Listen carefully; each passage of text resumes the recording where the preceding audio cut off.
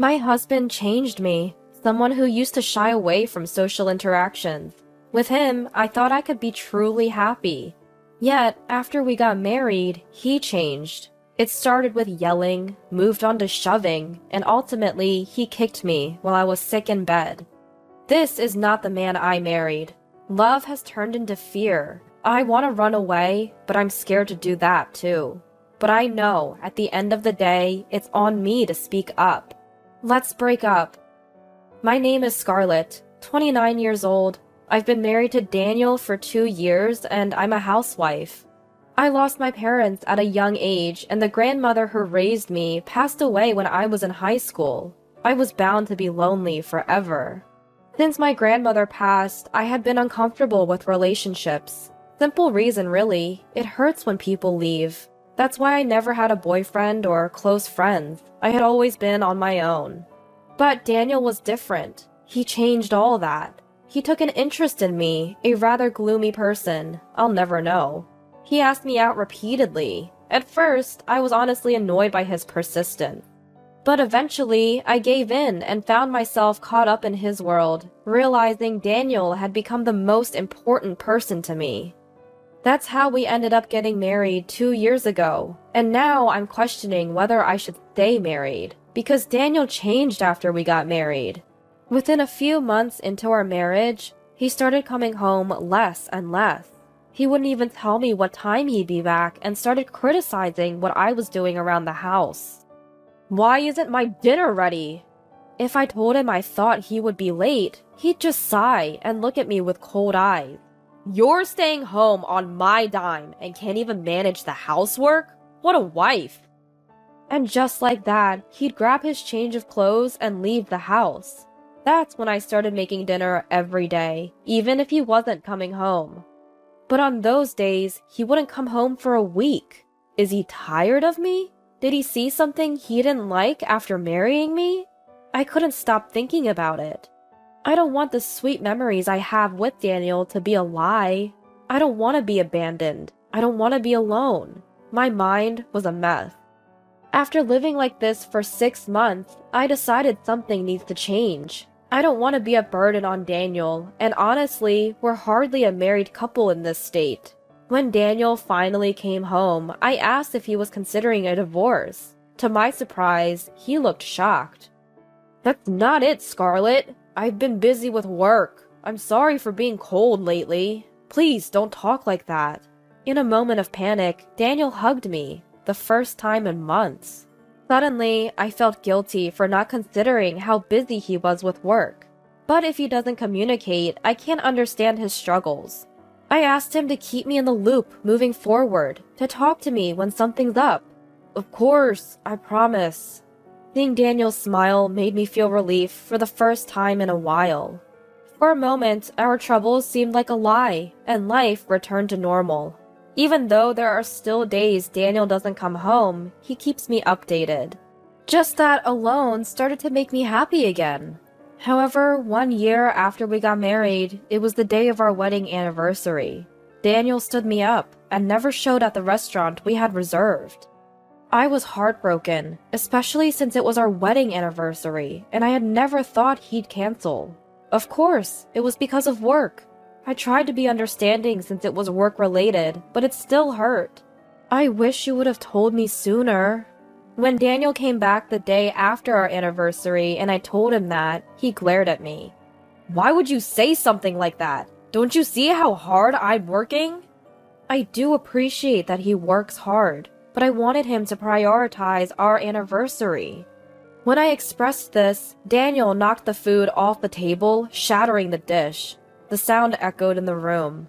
You're so selfish! Are you sure you're not just after my money? Daniel's mom, Olivia, who's my mother-in-law, founded her own company. Daniel and his brother work there. So many have pegged Daniel as the future CEO, and he had warned me that gold diggers had targeted him before. The only one who really loves me is Scarlett, he once happily told me. And honestly, I've never once thought about his family wealth. When I told him this, Daniel looked at me with eyes full of disbelief. Then get a job. You've got too much free time if you're complaining about me. You'd do it if you really loved me, right? Would a job solve this issue? I hesitated, but ultimately nodded. I didn't want Daniel to think I was with him for the money, and more than anything, I didn't want him to leave me. I started to question my sanity. I had come to think that Daniel's anger was a result of something I did. So I found a full-time job. If I tidied up before and after work, Daniel wouldn't complain. Then, one day, Olivia contacted me. "Scarlett, I heard you're working now. What happened? Weren't you planning to quit after getting married?" I responded with a forced smile, saying I had time to spare. Olivia has always been kind to me from the moment we met. She's a busy CEO, but checks in on me. I vividly remember the time we went shopping right after the wedding. She looked at me like a dream had come true. Daniel used to have a sister, who tragically passed away. Maybe that's why Olivia is extra kind to me. "Reach out if you're ever in trouble." Her kind words nearly brought tears to my eyes. I never knew my parents, but I wonder if this is how it'd feel to have a mother. Thinking about it warms my heart a little. I don't want to cause any trouble for Olivia. Supporting her son, Daniel, is my role after all. But that's easier said than done, especially when Daniel doesn't come home. Ever since I started working, there's no longer any money being handed over to me. I mean, we're getting by, but is this really okay? I find myself troubled by the same thoughts over and over. Nothing has changed since back then. Maybe something needs to change. Just when I was thinking this, Daniel came home after a long time. "Did you say anything to Mom?" I tell Daniel about the call I got. He seemed angry at first, but smiled in relief when he found out I hadn't said anything to Olivia. "That's my wife. Make sure to tell Mom we're getting along just fine, okay?" I ask Daniel if we're really doing as well as he thinks. "I can focus on my job as the future CEO because you handle things so well, Scarlett. Once you're the CEO's wife, I'll treat you to a lavish life." Hearing Daniel so satisfied with that, my heart sinks. I never wanted to be a CEO's wife. I just wanted to build a happy home with you, Daniel. That was enough for me. As I say this, I feel a sharp pain on my cheek. Daniel slapped me. "How dare you say that? When I'm working so hard, I married you, so just listen to me." This isn't the Daniel I knew. Tears start to flow. Even my crying seemed to anger him more. "Wake me up when dinner's ready," he said, and stormed off to the bedroom. I made dinner while crying that night, and ate a tasteless meal in silence, with Daniel. Things went downhill from there. Daniel started coming home more often. Perhaps Olivia said something, but he was cold as ice to me. I've thought about leaving him. But would he agree to a divorce? I didn't know. And what if he hits me again? Ever since that day, Daniel would poke or lightly kick me. I find myself flinching whenever he raises his voice or hand. He even made me quit my job, even though it was his idea for me to work in the first place. Was it just to torment me?